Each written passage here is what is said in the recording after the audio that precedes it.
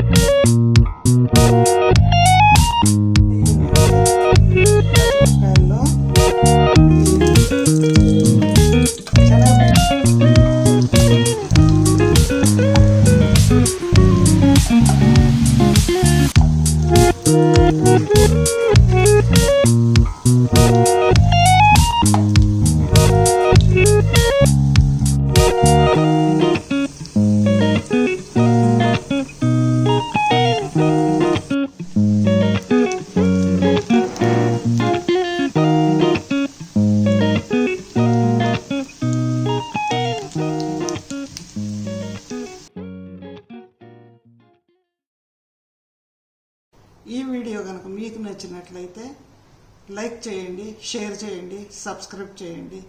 Thank you.